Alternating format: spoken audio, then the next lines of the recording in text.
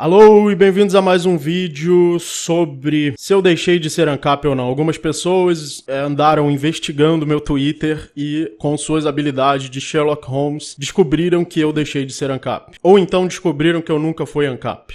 Principalmente depois que eu passei a me denominar capitalista sem hífen. Pra quem não sabe, tem gente que se denomina anarquista sem hífen. Ou seja, não é anarcocapitalista, nem anarcocomunista, nem anarco-individualista. É só anarquista sem hífen. E eu, de forma semelhante, estou me denominando capitalista sem hífen. Ou seja, não anarcocapitalista, mas capitalista sem hífen. E andei falando sobre isso no Twitter e tem tudo a ver com coisas que eu venho escrevendo já há anos. Nesse vídeo, primeiramente, eu vou desmistificar alguns motivos idiotas pelos quais você não pode dizer que eu não sou ANCAP.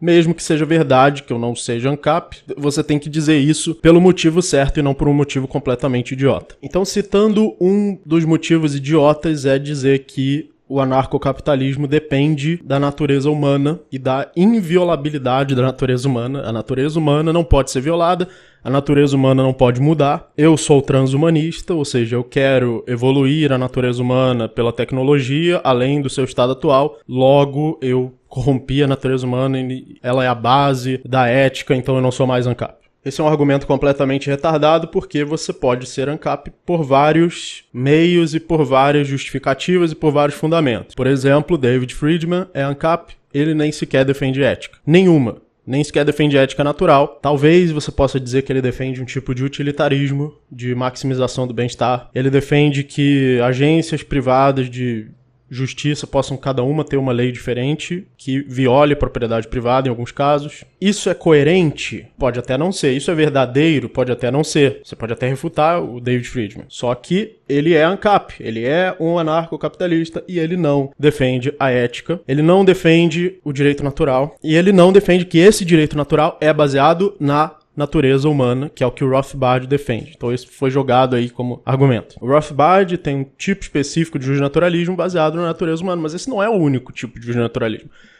Há o justnaturalismo baseado em Deus, o justnaturalismo teológico, há o justnaturalismo baseado na razão, que é o justracionalismo. Quer dizer, isso já era para ter entendido isso há 5 anos atrás, que a gente vem debatendo essas coisas, eu venho falando em vídeo, mas tem gente que não entendeu até agora, que acha que pode cuspir uma citação de Rothbard e dizer que eu não sou ANCAP porque eu não baseio o direito natural na natureza humana. Então, não levem a sério esse tipo de argumento. Em primeiro lugar, se alguém fala isso, essa pessoa não é séria, não está falando seriamente. Para, respira fundo, raciocine, leia vários autores, não um autor só, e cite ele como a Bíblia, como uma testemunha de Jeová citando a Bíblia. E raciocine, use os autores, use o que você aprendeu para raciocinar e não como Bíblia de testemunha de Jeová. Então, por exemplo, Hoppe não se baseia na natureza humana para defender o direito natural, se baseia na razão. A gente pode chamar ele de um jus racionalista. Se baseia especificamente no que ele chama de a priori da argumentação, ou estrutura transcendental da argumentação, que é um tipo de jus racionalismo, tipo de direito natural baseado na razão. Já faz uns 5 anos que eu venho falando isso e eu esperava que as pessoas já tivessem entendido. Eu posso defender o anarcocapitalismo, sei lá, por um motivo totalmente utilitarista, por um motivo porque eu quero chegar em algum lugar depois, em alguma outra coisa depois. Eu posso ser anarcocapitalista por muitos motivos diferentes. E o direito natural não é o único motivo. O direito em geral não é o único motivo. A ética, em geral, não é o único motivo. Eu posso ignorar completamente a ética e ainda assim ser anarcocapitalista. Eu posso ser um misesiano, por exemplo. Eu posso ser misesiano, que era um cara que rejeitava a ética, pra quem não sabe, e ser anarcocapitalista. Basta eu não defender o Estado. Mises, em alguns dos seus textos, você pode argumentar que ele é ANCAP, que ele toma a posição ANCAP, mesmo que ele não torne isso explícito e nem existia essa palavra para que ele pudesse usar, porque ela foi cunhada depois. Então é uma completa baboseira, isso é uma coisa digna de uma igrejinha. Quem usa esse tipo de argumento, tá aqui na Bíbliazinha que o Rothbard defende o direito naturalzinho da natureza do humanozinho. Se você pensa assim, você tá numa igreja, você não tá raciocinando, você não tá estudando, você não tá tendo um pensamento político, social, nem um pensamento porco, pobre dentro da política. Você tá numa igreja. eu tenho meu livrinho das testemunhas de Rothbard e tenho que ficar martelando meu livrinho na cabeça dos outros. Você tá numa igreja, sai da igreja, para de levar isso a sério. Não é pra isso que livros servem. Livro não serve pra você usar como martelo na cabeça dos outros, como uma igrejinha, mas sim pra te ajudar a raciocinar. Que você faz com isso aqui e não com o livro. Você faz com o que tá dentro da sua cabeça, o seu cérebro, seus neurônios. É pra isso que você tem bilhões de neurônios dentro do seu cérebro, porque só pra repetir um livro e martelar, você não precisa de bilhões de neurônios. Pra ficar numa igreja, você não precisa de neurônio. Você não tá usando seus neurônios. O livro é pra te ajudar a usar seus neurônios e não pra substituir os seus neurônios. E só por isso já derruba esse tipo de idiotice e espero que derrube a atitude como um todo. De usar livrinhos como religião, de usar a roupa como religião, de usar Rothbard como religião, que é uma coisa que já tá enchendo o saco e faz as pessoas verem os ANCAPs como pessoas chatas também, porque pessoas de igrejinha são chatas, de qualquer igrejinha. Se o anarcocapitalismo tá virando mais uma igrejinha, também tão chato quanto as outras, tão chato quanto o Testemunho de Jeová. É muito chato, eu acho muito chato. Eu tô tentando constantemente raciocinar, usar isso aqui com base, claro, na ajuda do que eu li, mas é isso daqui que raciocina, não é o livro, não é papel e tinta. É isso aqui que raciocina. E aí eu vim com o meu raciocínio, e é com esse objetivo que eu escrevo as coisas que eu escrevo no Twitter, e eu vou falar um pouco sobre isso agora. O anarcocapitalismo é uma ideia que defende uma sociedade de mercado, sendo que o mercado é a rede de trocas de recursos entre proprietários, que são indivíduos, e logo o anarcocapitalista é individualista. Ele é individualista porque a base do mercado são os indivíduos. Se não tem indivíduo, não tem mercado, já que são eles que fazem as trocas. O mercado é uma rede de trocas de recursos. E essas trocas são feitas na ação humana. Então o anarcocapitalismo também é uma ideia praxeológica. Ou pelo menos você pode até ser um anarcocapitalista e rejeitar a praxeologia, mas se você usar a lógica, a coerência, ele é uma ideia praxeológica.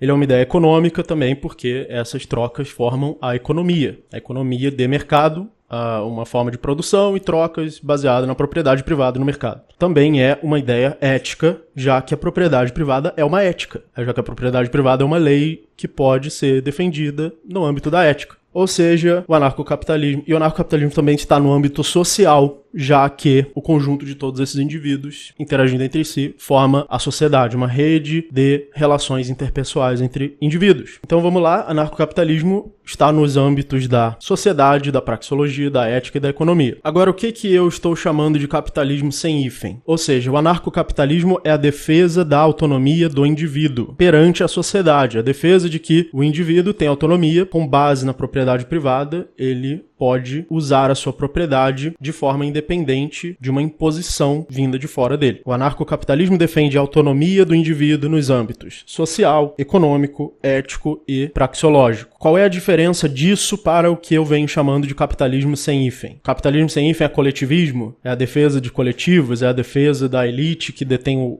o capital? É a defesa da elite que detém os meios de produção, da elite financeira? É plutocracia? É tecnocracia? Muitas pessoas podem se perguntar isso. Não é nada disso. Não é nada disso porque o que eu chamo de capitalismo sem hífen ou capitalismo puro é a defesa da autonomia do capital e não da autonomia do indivíduo. Como o anarcocapitalismo é a defesa da autonomia do indivíduo perante a sociedade, o capitalismo é a defesa da autonomia do capital perante a sociedade e o indivíduo e o coletivo. E aí você pode perguntar como que isso é possível. Então eu vou explicar de forma muito breve, porque eu vou explicar isso em mais detalhes em vídeos futuros, mas de forma muito breve, o que é capital? Capital são os meios de produção. Quando você fala que acumula capital, você acumula meios de produção. Mas e o dinheiro? O dinheiro é um meio de troca de meios de produção, que também acaba sendo um meio de produção. Ele tem uma função que está atrelada ao processo de produção. Então o dinheiro também é um meio de produção, mesmo que ele não produza materialmente na sua frente, faça coisas aparecer por mágica. O que são meios de produção na economia? São ferramentas. E o que são ferramentas? São recursos escassos, usados na ação humana para produzir produzir os fins da ação humana, ou seja, são os meios da ação humana. Então, esses que são meios de produção, são os meios da ação humana, principalmente quando usados para produzir outros meios de produção, ferramentas usados para produzir novas ferramentas, ou usados para produzir produtos quaisquer. De qualquer forma, são meios de produção. A produção, como ela compete no mercado, diferentes meios de produção, diferentes produtores, diferentes produtos, competem no mercado pela maior eficiência, e essa eficiência volta como feedback positivo, que é o lucro. Esse feedback positivo alimenta os meios de produção, ou retroalimenta os meios de produção, e seleciona aqueles meios mais eficientes dos meios menos eficientes, e logo há um acúmulo de eficiência dos meios de produção. Esse acúmulo de eficiência dos meios de produção, ou acúmulo da eficiência de ferramentas, é a tecnologia. A tecnologia nada mais é do que o acúmulo de eficiência das ferramentas, e em todo o ambiente de produção há esse acúmulo, simplesmente pela seleção natural. A seleção natural faz com que os meios de produção mais eficientes tenham mais feedbacks positivos e os menos eficientes tenham mais feedbacks negativos. Feedback positivo, lucro. Feedback negativo, prejuízo. Isso retroalimenta a eficiência dos meios de produção, que transmitem essa eficiência para o futuro e para a produção de novos meios, de novas ferramentas, e esse acúmulo de eficiência é a tecnologia. Com a tecnologia surge então a automação, ou seja, os meios de produção são capazes de fazer cada vez mais coisas, mesmo que não sejam usados diretamente como ferramentas por indivíduos. Ou seja,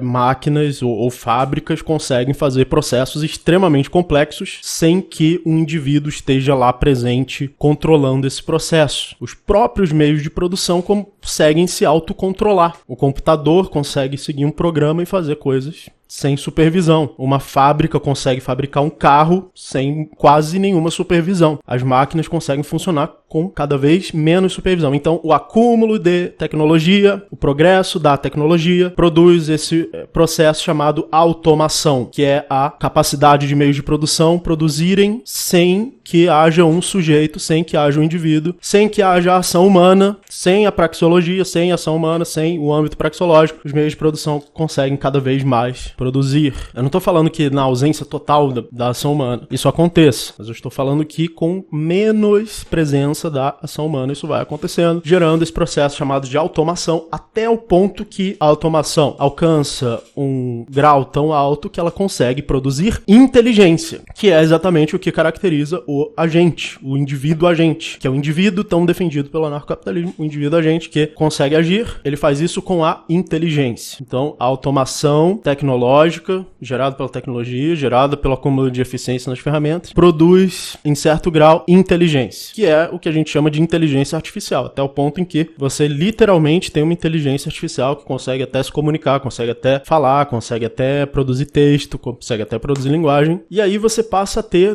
dois tipos de inteligência: a inteligência praxeológica, a inteligência do indivíduo humano, e a inteligência cibernética, a inteligência da rede de inteligências, a inteligência do próprio capital. Agora perceba o contraste entre a inteligência do dono dos meios de capital e a inteligência do próprio capital. E agora você vai começar a entender, se você entendeu até aqui, por que há esse contraste entre anarcocapitalismo e capitalismo. O anarcocapitalismo defende a autonomia do indivíduo, do dono dos meios de capital, do proprietário. O capitalismo puro defende a autonomia do capital, inclusive em relação aos proprietários. Inclusive, mas não necessariamente. Isso não são coisas excludentes. Eu não estou falando que eu deixei de ser ANCAP porque eu sou capitalista. Eu não vou... Na verdade, eu prefiro não responder essa pergunta. Deixa vocês raciocinarem, porque vira negócio de bandeirinha, de time de futebol. Ah, você é ANCAP? Você ainda segura a mesma bandeira que eu? Você ainda joga no meu time? E não é sobre isso que eu tô falando. Eu não tô fazendo briguinha de time de futebol. Eu tô tentando raciocinar. E porque eu quero raciocinar e não fazer briguinha de time de futebol, eu prefiro não responder essa pergunta. Eu sou ANCAP ou não? Prefiro não responder. Primeiro entende tudo isso que eu tô falando. É mais importante você entender isso do que saber se eu tô balançando uma bandeirinha ou não. Então, enquanto o anarcocapitalismo defende a autonomia do indivíduo nos âmbitos social, praxeológico, econômico e ético, o capitalismo puro defende a autonomia do capital e não do indivíduo, nos âmbitos cibernético, também não é no âmbito social, porque a gente não está falando sobre a sociedade, que é o conjunto de indivíduos. A gente não está no âmbito dos indivíduos, a gente está no âmbito de uma automação capaz de produzir uma inteligência em rede, uma inteligência que contém indivíduos e também contém não indivíduos, também contém computadores, uma inteligência em rede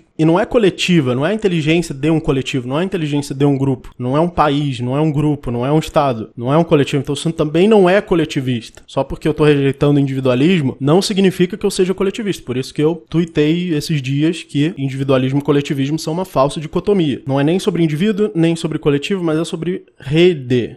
É sobre uma rede que conecta indivíduos e coletivos e também processos que não são nem indivíduos nem coletivos. Essa rede com a automação, ou a gente poderia dizer também a nanoautomação, uma automação no nível da célula, da molécula, que consegue interagir com neurônios, que consegue produzir redes neurais, forma inteligências artificiais e conecta também cada vez mais, transmite cada vez mais informação entre as inteligências. Como eu já expliquei em alguns outros vídeos, o avanço da tecnologia é o avanço da capacidade de transmissão de informação, seja essa informação material, criação de ferramentas, ou memética digital, que é a criação de conhecimento, criação de informações, a criação de ideias, transmissão dessas ideias. A tecnologia da informação torna tudo isso cada vez mais transmissível até o nível que a gente pode chamar de nanoautomação e que se conecta com a produção de inteligência, com produção de redes neurais, com a produção de inteligência artificial. Ou seja, a defesa do capitalismo sem hífen não está no âmbito praxeológico, porque nem todos os processos do capital são praxeológicos, eles se tornam automáticos também, eles se tornam descentralizados de forma que não tem um indivíduo que você possa recortar e falar esse indivíduo aqui tem esse meio e esse fim, mas se torna uma coisa muito mais descentralizada que isso. O indivíduo se descentraliza, e também não é social, porque também não diz respeito a conjuntos de indivíduos, também não é coletivo, não é individual, também não é econômico, porque a economia funciona com base em sujeitos que têm meios e fins e usam meios para alcançar fins. Então, com a dissolução desse sujeito, você também não tem mais o âmbito econômico nesse pensamento, você também não tem mais o âmbito ético pelos mesmos motivos. Então, no lugar desses âmbitos, você tem os âmbitos cibernético, ou seja, os processos são maquinais e não praxeológicos. Você tem o âmbito metaeconômico, ou seja, a gente está lidando com a alocação de recursos por máquinas e não por indivíduos. É o que eu chamo de metaeconomia. Sendo que a economia é um tipo de metaeconomia, já que o indivíduo é um tipo de máquina. E se aplica também aos âmbitos teleológicos, porque você não tem o fim de cada indivíduo. Eu tenho o fim de comprar um relógio novo. Eu tenho o fim de assistir o filme da Disney no cinema. Mas você tem os fins do capital. Qual é o fim do capital? Ou que a gente pode chamar de telos do capital. O que é telos? É a tendência geral de todos os fins. É o fim de todos os fins, digamos assim. Eu vou explicar isso em mais detalhes em outros vídeos. Tudo isso que eu tô falando aqui eu vou explicar em mais detalhes em outros vídeos, inclusive o telos do capital, que seria a maximização do acúmulo de eficiência dos meios de produção. Esse que é o telos do capital, que a gente pode chamar de maximização tecnológica. Então, em vez da ética, propriedade privada, não agressão, direito individual, você tem o telos do capital, maximização da eficiência dos meios de produção, ou do acúmulo de eficiência dos meios de produção, maximização tecnológica. Então, o capitalismo puro que eu estou apresentando aqui se aplica nos âmbitos cibernético, metaeconômico, teleológico e tecnológico, e não nos âmbitos praxeológico, social, econômico e ético. Por se aplicarem em âmbitos diferentes, não são excludentes, ou seja, não são duas posições contrárias dentro do mesmo âmbito. Não é a posição anarcocapitalista na ética e a posição capitalista contrária. Você escolhe uma das duas posições na ética. Qual a sua posição na ética? ANCAP ou capitalismo puro sem hífen? Não é isso que eu tô falando. São âmbitos diferentes. Eu sou ANCAP no âmbito da ética, sou capitalista no âmbito da cibernética ou no âmbito teleológico. Ou até você pode dizer no âmbito moral, aí depende já do vocabulário. Mas essas posições não são excludentes. Eu não vou responder a pergunta, sou ANCAP, não sou. Mas eu sou capitalista. Esse capitalismo puro, capitalismo sem hífen que eu estou apresentando é de fato minha posição. Eu tenho falado bastante sobre isso no Twitter e agora em vídeo e vou falar mais ainda nos próximos vídeos. Inscrevam-se no curso que eu estive reformulando toda a grade e por isso atrasei algumas aulas e eu vou gravar todas essas aulas agora na próxima semana ou nas próximas 2 semanas, porque realmente eu fiz um trabalho de reformular as grades e adicionar um monte de coisa, inclusive lá atrás que eu vou fazer novas aulas, mas que vão se encaixar no início do curso, e coloquei vários outros assuntos que antes não tinham, e tudo isso está se refletindo também no meu livro, que na verdade a grade é tirada da ordem que eu explico as coisas no meu livro. Então desculpem aí o atraso, mas ele vai ser compensado com qualidade, porque eu estive escrevendo muitas coisas novas e muitas coisas mais interessantes. Então apesar do atraso, eu estive escrevendo coisas muito interessantes ultimamente que vão se refletir nos vídeos. Muito obrigado e até o próximo vídeo.